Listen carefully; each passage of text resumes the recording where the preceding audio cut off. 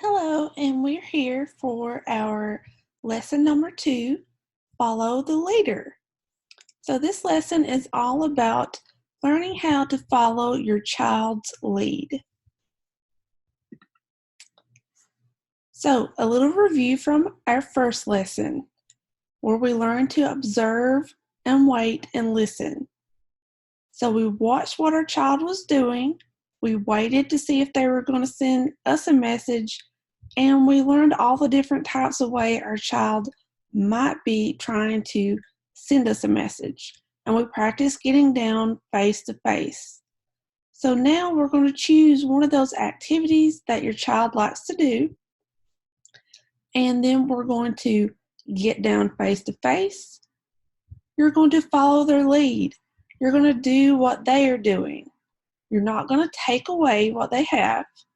You may bring your own similar item that they're playing with to play alongside them. All right, so you're going to treat whatever your child does as if they were intentionally sending you a message. It's important to give them words that they would use if they could. So you're going to label objects, people, and activities by saying its name. Avoid using pronouns such as it and them, because they are not as specific as cookie or book. And you're going to make models stand out by exaggerating them, and make sure that you are consistent with the same inflections and stress patterns.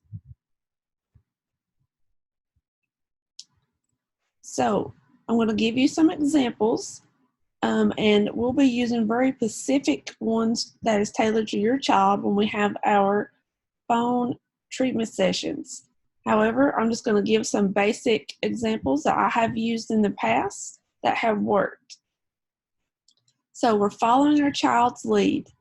If your child is sitting on the floor, spinning a bottle cap or spinning one of their blocks, you're going to get down on the floor with them, make sure that you are face to face.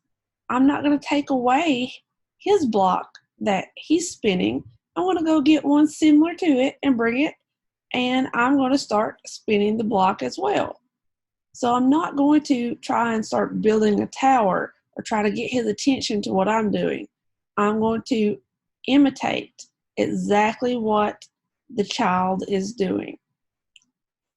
And then if he wants to trade with me, that's fine. I'm going to trade blocks and I'll take his, but I'm still going to do exactly what he's doing. That is going to get his attention.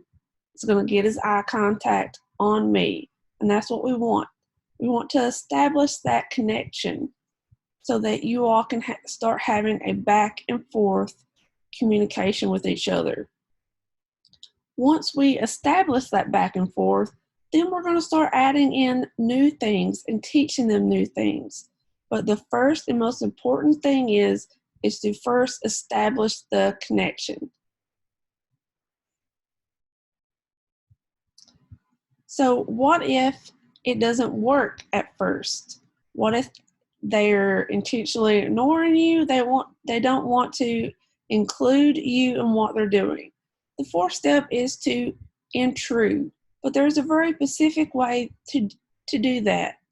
So, for instance, if the child is running back and forth and you're trying to join in and you try running alongside them, but they don't pay much attention to you, you can intrude by stepping in front of them and saying stop, and then immediately stepping back and letting them go. You intruded, but not for very long, and it will hopefully begin one of those back and forth kind of interactions with them.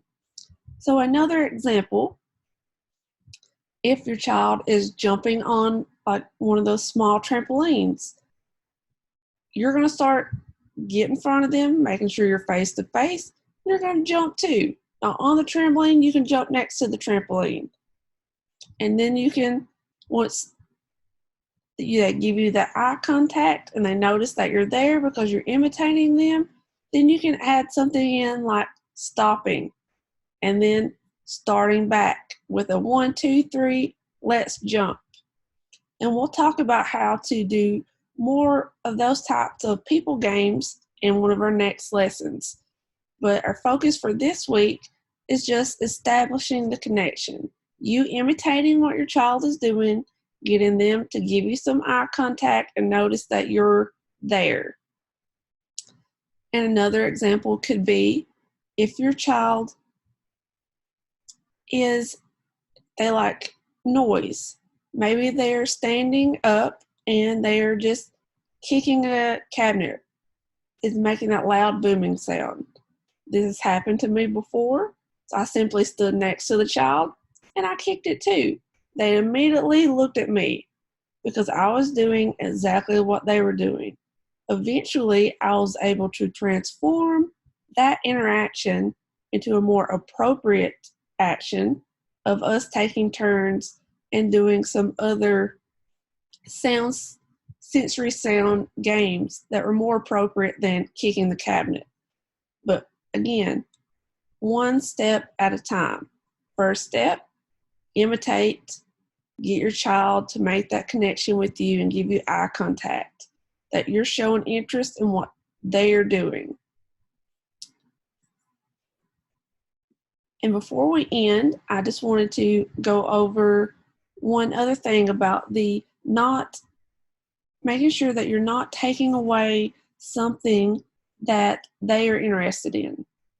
So that would be like if you were watching your favorite TV show and your significant other came in and turned it off suddenly and asked you to go to the grocery store or some activity that you don't like to do.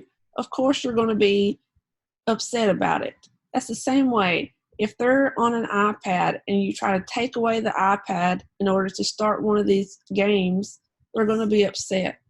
So make sure you're choosing the appropriate time in order to initiate these interactions. If you know that it's going to be difficult to take an iPad away from them and to try to get their attention, maybe start this after they've had a snack and they've had dinner.